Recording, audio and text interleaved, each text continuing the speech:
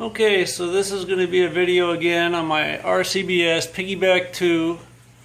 I'm going to kind of give you a zoomed out version here, and now we'll zoom in and we'll get to doing some loading here.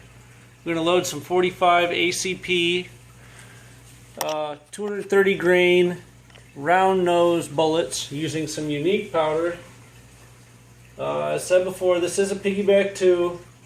It's a two-piece press actually. This is an Rcbs Special 5 press on the bottom, which is a single stage press. Then the Piggyback 2 is actually an addition that goes on top of that. The Piggyback 2 gives you the ability to go from a single stage to a progressive, and it also gives you an auto-indexing shell plate, so every time you pull the lever, once you've got all 5 stations loaded up, you get a bullet. The Piggyback, there was 4 Piggybacks. There was Piggyback 1 and 2 were pretty much the same thing, except for they changed the powder up here. They changed the powder dispensing system from a kind of a sloppy one to one that would supposedly only put powder if there was a shell there, but it still kind of spilled as far as I know. I've never used it. I've always used a case activated linkage kit since I've owned it, and it's worked absolutely great. Doesn't spill any powder anywhere. What else can I say about it? There's not a lot of videos out there on this, which is why I'm doing a couple of them here. Anyway, I guess we'll just get started here. Like I said, 45 ACP using unique powder.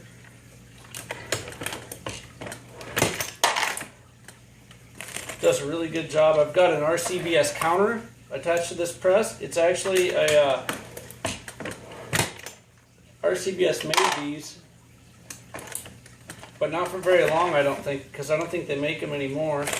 But I basically rigged it up to the press to where while I'm reloading, it'll either tell me how many rounds I've done in an hour, or it'll tell me how many shells I've done in general. So if you don't have like a low primer alarm system on your press, but you know you put 100 primers in the tube, once you get around the 98, 99, you know to start watching out. So in that aspect it works great. Bigger the bullet as far as pistol. And as far as I know, the Piggybacks were really only good for, there we got a little mishap. Piggybacks were really only good for pistol rounds, not so much rifle rounds. Watch out when it comes off. Might have been a fluke with the powder, or I mean the primer. I think the biggest shell you can really reload with these is a 223 is about the tallest they're going to tolerate.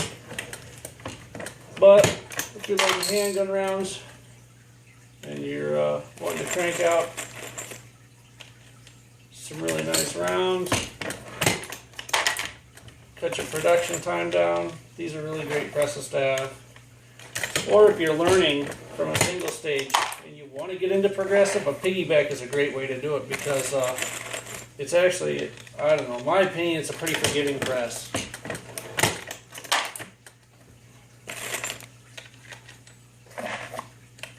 Plus, if you have to go back to a single stage, you can always take the Piggyback off.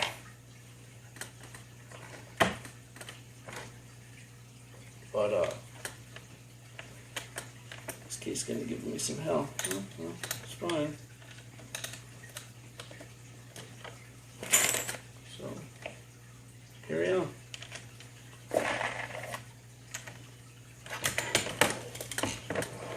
However, if you do go from large to small pistol primers, you do have to change the priming setup, which really doesn't take that long. Maybe a couple of minutes, that's about it.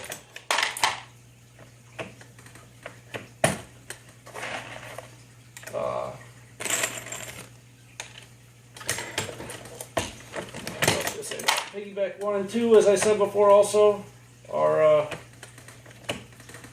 true progressive presses, meaning once your 5 stations are full here, every time you pull the handle, shell rotates, you have another bullet. Piggyback 3 and 4 or manual indexing, so you actually have to turn the shell plate with your finger. In my opinion, that's not really a progressive press, that's just another step up from a turret. And they didn't do any bigger bullets than what this does anyway, so I don't think you're benefiting a whole lot unless you're going to jump into like a Pro 2000, because I think they use the same shell plates.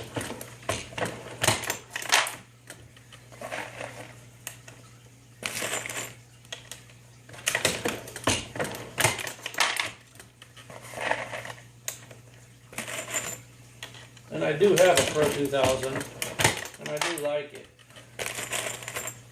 But if I had to choose between, I don't know. Piggyback's a good press for what it does. If you're looking to get like some really super accurate rifle rounds, chances are you're probably not going to be making them on a progressive press anyway.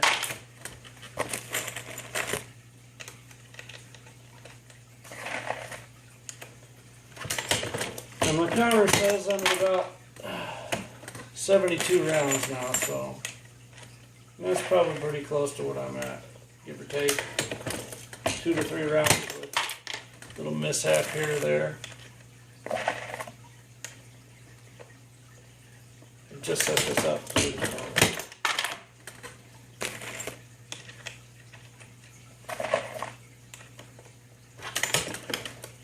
So yeah, I guess I just kind of would like to say basically, if anybody out there is thinking about getting an Rcbs Piggyback 2, this is kind of what you have to look forward to, and yeah, I'd recommend them to people. I have this one for sale on eBay. If it doesn't sell, it's not really going to hurt my feelings, I'll tell you that much.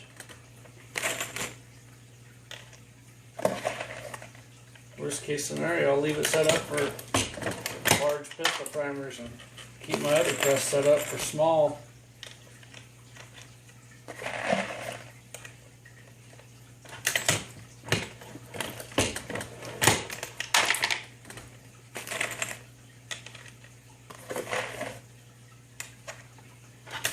Anyway, you get the idea. That's 80. There's one of the bullets. Does a great job.